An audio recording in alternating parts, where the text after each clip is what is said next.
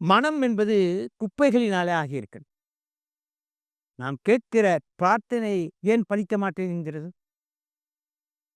காரணம், வெறும் குப்பைகளாலேயே நிறைந்திருக்கிற இந்த மனதைக் கொண்டு நாம் பிரார்த்திக்கிறபோது, அந்த பிரார்த்தனைக்கு வலிமை இருக்க முடியுமா? சரி, இந்த குப்பை நிறைந்த இந்த மனதை எப்படி தூய்மைப்படுத்துவது? ஒரு கண்ணாடி டம்ளர். அந்த கண்ணாடி டம்ளர்ல அசுத்தமான நீர் நிறைந்திருக்கு. ஆக கசடு, மண்டி, அழுக்கு நிறைந்திருக்கிற அந்த அழுக்கு நீர் நிறைந்திருக்கிறது. இந்த அழுக்கு நீரை எப்படி போக்குவது? நல்ல தூய்மையான தண்ணீரை அதிலே ஊற்றுவோம். ஊற்றிக்கொண்டே இருப்பது. ஆக நல்ல தண்ணீர், குடி தண்ணீரை ஊற்றிக்கொண்டே இருக்க, அந்த அழுக்கு தண்ணீர் வெளியேறி விடுகிறது. ஒரு கட்டத்திலே தூய்மையான நீர் மட்டுமே அந்த கண்ணாடி பாத்திரத்திலே தங்குகிறது. அதே போலத்தான் மனதிலே. நாம் நல்ல எண்ணங்களை எண்ண, நல்ல பேச்சுக்களை பேச, நல்ல செயல்களை செய்ய, இன்னும் திக்ர் செய்ய, அந்த அழுக்குகள் அகலும் என்கிற வித்தையை எங்களுக்கு கற்றுத் தந்தவர் அப்துல் வஹாப் சாபா.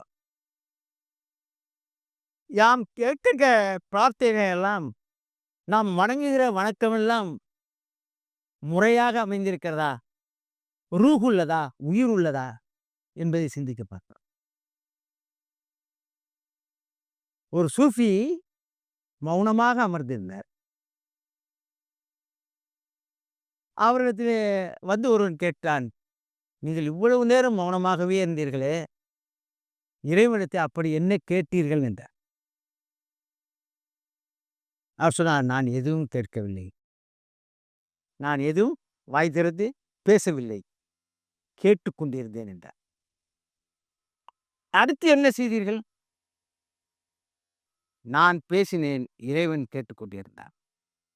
முதலிலே இறைவன் பேசினான், நான் கேட்டுக்கொண்டிருந்தேன். நான் பேசினேன், இறைவன் கேட்டுக்கொண்டிருந்தான். இப்பொழுது 2 பேருமே பேசவும் இல்லை, கேட்கவும் இல்லை. ஒரு ஆழ்மையான தியானத்தின் நிலையிலே, மௌனத்திலே ஆழ்ந்து போனோம். அப்படி ஒரு மௌனத்தின் ஆழத்திலே நாம் முத்தெடுக்கிற கலைதான் ஆன்மீக கலை. அதை கற்றுத்தந்தவர் அப்துல் வஹாப் சார்வாட்டி. அப்படிப்பட்ட ஒரு நிலையிலே எங்களுக்கு எப்படி வாழ்வது? என்ன செய்வது? என்பதை எங்களுக்கு எடுத்துச் சொன்னார். இந்த மனதிலே இருக்கிற குப்பைகளை எல்லாம் அகற்றுகிற போது, நாம் எப்படி வாழ வேண்டும் என்று சொன்னால், அவரவர்களே அவரவருடைய இயல்புக்கு ஏற்ப ஏற்றுக்கொள்க. அவரவர்களே ஏற்றுக்கொள்க. ஒருமுறை வஹாப் சாப் அவர்கள் தான் சொல்றார்கள். ஜுனைத் பக்தாதி அவர்கள் வாழ்க்கையிலே நடந்தது. அவர்கள் பயணப்பட்டு போய்க் கொண்டிருக்கிறார்கள். சீடர்கள் தொடர்ந்து கொண்டிருக்கிறார்கள். ஒரு நாள் அவர்களுக்கு உண்ண உணவே கிடைக்கவில்லை. அருந்த நீரே கிடைக்கவில்லை. பாலைவன பகுதியிலே போகிறார்கள். எல்லோரும் சோர்ந்து போனார்கள். தண்ணீரின்றி, உணர்வின்றி. மாலை சாய்ந்தது. ஒரு மரம் தெரிந்தது. அந்த நிழலிலே அமர்ந்தார்கள். எல்லோரும் படுத்து விட்டார்கள். உறங்கிப் போனார்கள். இவர் மட்டும் இறைவனிடத்திலே கையேந்திக் கொண்டிருந்தார். அதை பார்த்து கொண்டிருந்த ஒருவர் கேட்டார், "என்ன செய்து கொண்டிருக்கிறீர்கள்?" என்றார். "நான் இறைவனுக்கு நன்றி செலுத்திக் கொண்டிருக்கிறேன். அவன் இன்றைக்கு நமக்கு செய்த நன்மைகளுக்காக நான் கையேந்தி அவருக்கு நன்றி செலுத்திக் கொண்டிருக்கிறேன்" என்று சொன்னார். என்ன, இன்றைக்கு தான் நமக்கு சாப்பிடவும் ஒன்று கிடைக்கவில்லை, உண்ணவும் இல்லை, அருந்தவும் இல்லை. அப்போது என்ன நன்றி சொல்லப் போகிறேன் நான்? இல்லை, இறைவன் இன்றைக்கு அருமையான பசியை தந்தான், அற்புதமான தாகத்தை தந்தான், அதற்காக அவனுக்கு நன்றி செலுத்துகிறேன் நான். அதாவது எது இயல்போ அதை அப்படியே ஏற்று வாழ்கிற தன்மை. இன்பமா துன்பமா, அல்லலா அவதியா, இன்பமா மகிழ்வா, எல்லாத்தையும் அதனுடைய இயல்பிலேயே ஏற்று வாழ்கிற சமமான ஒரு வாழ்க்கை. 5 விரலும் ஒன்றாக இல்லை. 5 விரலும் ஒன்றாக இருந்தால் உணவு உண்ண முடியாது, எழுத முடியாது, எதற்கும் பயன்படுத்த முடியாது. ஆகவே மனிதர்களும் அப்படித்தான். ஒவ்வொருவருக்கும் ஒவ்வொரு இயல்பு. அந்தந்த மனிதர்களை அவரவர்களுடைய இயல்புக்கு ஏற்ப ஏற்று வாழ்வதுதான் வாழ்க்கை. அப்படி ஏற்றுக்கொள்கிற போதுதான் சுமூகமான வாழ்க்கை. அப்படி அந்தந்த மனிதர்களுடைய அவரவர்களுடைய இயல்புகளுக்கேற்ப ஏற்று வாழ்கிற அந்த உன்னத நிலைக்கு எங்களை உயர்த்தியவர் அப்துல் வஹாப் சாப். அப்படிப்பட்ட ஒரு நிலையை எங்களுக்கு தந்தவர். பொதுவாக ஞானிகள் மற்றவர்களை கவர வேண்டும் என்று நினைப்பதில்லை. இன்னும் சொல்லப்போனால் அவர்களிடத்தில் எத்தனையோ பேர் வந்து தங்களுடைய நோய் தீர பெற்றிருக்கிறார்கள். தங்களுடைய கைகூடாத காரியங்கள் எத்தனையோ எத்தனையோட்டு அவர்கள் கைகூடி சென்றிருக்கிறார்கள். ஆனால் அதையெல்லாம் பற்றி அவர்கள் எங்களிடத்திலே பிரஸ்தாபிப்பதில்லை, சிலாகித்து பேசுவதில்லை. அதற்கு பதிலாக ஆன்மீக உணர்வுகளை மட்டும்தான் எங்களிடத்திலே பேசிக் கொண்டிருந்தார்கள். காரணம் என்ன? அபூ ஹனீஃபா ரலியல்லாஹு அன்ஹு அவர்களுடைய வாழ்க்கையில் நடந்ததாக சொல்லுவார்கள். ஆன்மீக தேடலிலே ஒருவர் ஒரு சூஃபி இடத்திலே கேட்டார். ஐயா, இது போல நான் பெரிய ஞான குருவை தேடிக்கொண்டு அலைந்து கொண்டிருக்கிறேன். எனக்கு ஒரு ஞான குருவை பற்றி நீங்கள் சொல்லுங்கள். நீங்களும் ஒரு ஞான குரு மாதிரி தான் தெரிகிறீர்கள். மிகச்சிறந்த ஒரு ஞான குருவை எனக்கு சொல்லுங்க என்றார். அவர் சொன்னார், நீ தேடுகிற ஞான குரு வெறும் மணலில் அமர்ந்திருப்பார். விருப்பு இருக்காது. அது உடம்பிலே மிகப்பெரிய கம்பளியெல்லாம் போர்த்தியிருக்க மாட்டார். சாதாரணமாகத்தான் இருப்பார். நீ உற்று கவனித்தால் அவருக்கு பின்னால் 2 ஈச்ச மரங்கள் இருக்கு. அப்படிப்பட்ட இடத்திலே அமர்ந்திருக்கிற ஒரு ஞானகுருவை போய் தேடு என்று சொன்னார். சரி என்று புறப்பட்டான் அந்த மனிதன். ஓராண்டல்ல, ஈராண்டல்ல பல ஆண்டுகள் தேடிக்கொண்டே போனான். ஓரிடத்திலே ஒரு ஆளை பார்த்துவிட்டு ரொம்ப சந்தோஷமாக போனான். ஆகா, இவர்தான் நாம் தேடி வந்த ஞானகுரு என்று. ஆனால் அவரோ பட்டு பீதாம்பரத்தின் மீது அமர்ந்திருந்தார். ஆகா, இவர் இல்லை.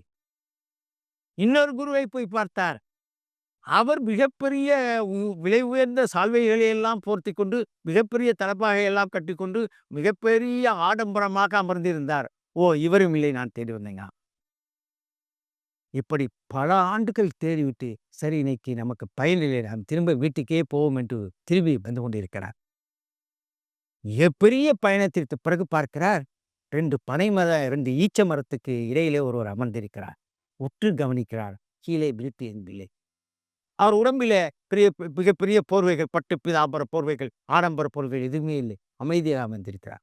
ஆஹா, இவர்தான் நாம் தேடி வந்த குரு என்று சொல்லி நேரடியாக போய் அப்படியே தலையை கவிழ்ந்து கொண்டு அமைதியாக உட்கார்ந்தே இருக்கிறார். மெதுவாக தலையை தூக்கி பார்க்கிறார். முதலாக அவர் சந்தித்த அதே ஞானகுரு தான். ஆக அவர் தேடி வந்த ஞானகுரு அவர்தான். ஆனால் அந்த ஞானகுரு அனுப்பி வைத்து விட்டார் வேறொருவர்களுக்கு. காரணம் என்ன? காரணம், எந்த சூஃபி ஞானிகளும் தங்களை கவர்வதற்காக எதையும் செய்வதே இல்லை. அது மட்டுமல்ல, தங்களை தேடி வருபவர்களை உடனே ஏற்றுக்கொள்வதும் இல்லை. அவர்களை பக்குவப்படுத்தித்தான் ஏற்றுக்கொள்கிறார்கள். அப்படிப்பட்ட ஒரு நிலையிலே பார்க்கிற போது அப்துல் வஹாப் சாஹிப் அவர்கள், நாங்களெல்லாம் எத்தனையோ குருக்களை தேடி கடைசியாக அந்த ஞானகுருவை அடைந்தபோது எங்களை பக்குவப்படுத்தி அவர்களை சேர்த்துக்கிட்டார்கள். அப்படி தன்னை கவர வேண்டும், தனக்கென்று ஒரு பெரிய நிறுவனம் இருக்க வேண்டும், தன்னை சுற்றிலும் ஆயிரக்கணக்கான சீடர்கள் இருக்க வேண்டும், தன்னுடைய அற்புதங்களை எல்லாம் பேச வேண்டும், அப்படி என்று நினைக்கிற யாரும் உண்மையான சூஃபி ஞானியாக இருக்க முடியாது. ஆனால் உண்மையான சூஃபி ஞானியாக அப்துல் வஹாப் சாஹிப் அவர்கள் வாழ்ந்தார்கள், வாழ்ந்து காட்டினார்கள். வருகிறவர்கள், தேடி வருகிறவர்கள் என்ன நாடி வருகிறார்களோ அதையெல்லாம் செய்தார்கள்.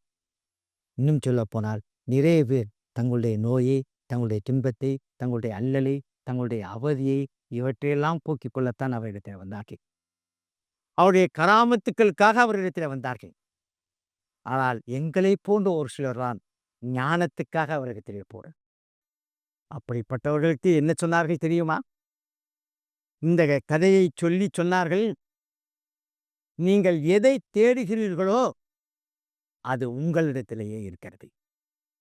எதை நீங்கள் தேடுகிறீர்களோ அது உங்களிடத்திலே இருக்கிறது. ஆகவே இயல்பாக வாழ்வீர்கள். உயர்ந்த மௌன நிலைக்கு போங்கள். உங்கள் உள்ளத்திலே இருக்கிற அழுக்குகளை எல்லாம் சுத்தம் செய்ய வேண்டுமென்றால் தியானத்தை மேற்கொள்ளுங்கள், திக்ரு பயிற்சியை மேற்கொள்ளுங்கள் என்றெல்லாம் கற்றுக் கொடுத்து இன்றைக்கு நாங்கள் இந்த அளவுக்கு உயர்ந்திருக்கோம் என்று சொன்னால் அதற்கு அந்த ஞான பெருந்தகை பெரும் காரணம் என்பதை இந்த நேரத்திலே நன்றி உணர்வோடு நினைத்து பார்க்கிறோம். எல்லாம் வல்ல இறைவன் அவரை நிச்சயமாக புரிந்து கொள்வார்.